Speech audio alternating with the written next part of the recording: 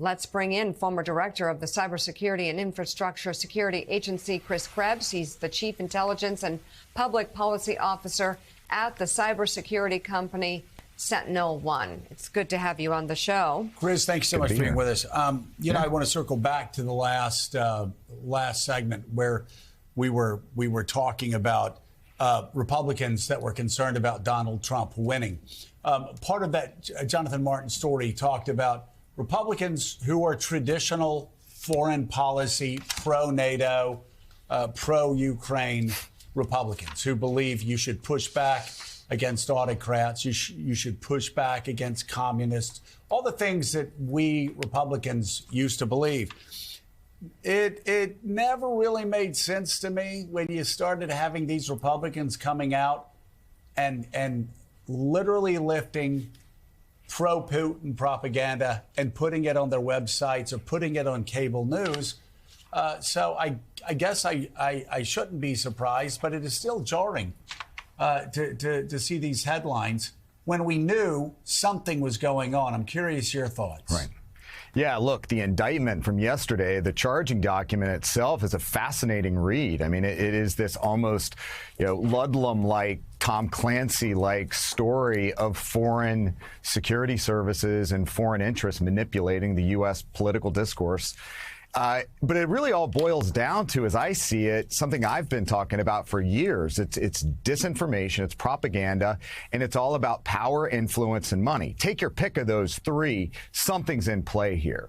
And if the Russians are going to drop $10 million into a single outlet for a few $1 million or a few million views, I've got to expect they've got 100 million plus more that is distributed somewhere else. So this is the first shoe to drop, I think. So that's my next question. How much more is out there? But also, how far did this disinformation go? Who did it get to? Who was able to see it? Do we know that? And how does it impact the overall information sort of environment out there? Yeah. Yeah, so this is what's so fascinating. If you go back to 2016, the majority of the Russian disinformation efforts that were launched by Prigozhin's Internet Research Agency really focused on online social media platforms, Twitter, Facebook, and others. What we've seen is this evolution now where they've diversified their platforms, and now they're using podcasters, they're using YouTube, they're using fake news sites. Remember, there's a second part of this that talks about Doppelganger, which is it's a disinfo for hire organization that has these pink slime fake websites that look a lot like Washington Post, CNN, and others, and they boost the fake news. AI-generated content, videos, images. It's a very, very complex scheme that DOJ, the intelligence community, are working hard to unravel. And it's not just them. It's security companies that have been tracking these guys. I've been tracking these doppelganger guys for more than a year. So I was over the moon with these documents yesterday that we can expose them and start tearing down this infrastructure. And is it not just Russia? What about Iran's disinformation? How concerned are you about that? Well, hey. Yeah, look, I mean, the last couple weeks have been, all comers. So we've got the Iranians that have been doing the hack and leak campaign with the second or even maybe third outreach to journalists over the last several days. Then you've got China and the news coming out of Albany, New York the other day with the deputy chief of staff. So we know that they are fully engaged in attempting to manipulate U.S. political discourse.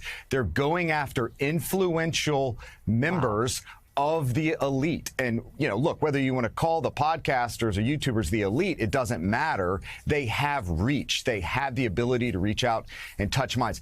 The last thing I'll note here is that these are not ad hoc. These are not one-offs. There are very complex strategies behind the scenes. We are seeing the tip of the iceberg, and there will be more, and we have to be prepared.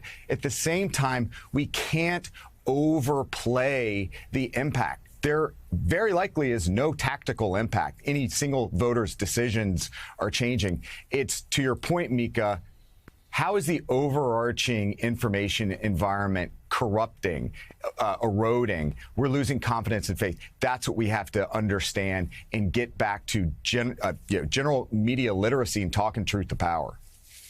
All right. Former director of the Cybersecurity Infrastructure Security Agency, Chris Krebs. Thank you, Chris. so much. Mika brings up the great point about Iran disinformation, about China, what China is not only doing in Albany, but all over America, Chris Matthews. But Russia's a particularly interesting case, you know, as a lifelong Democrat and me as a lifelong Republican until Donald Trump became president.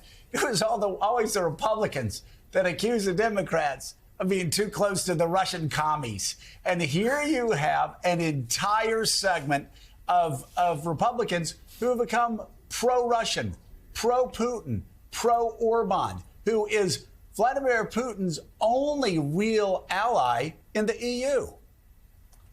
You know, I went as the Peace Corps in Africa for a couple of years. And one thing that I look forward to at night, because I was all alone out there many nights, was the VOA, Voice of America, and the BBC. And the reliable thing about them, and you would hear them talking about civil rights fights back at home. They would tell the honest story of what was going on in America to the world, to the third world, we said in those days. To these countries in Africa, we're hearing us tell the truth about our problems in race.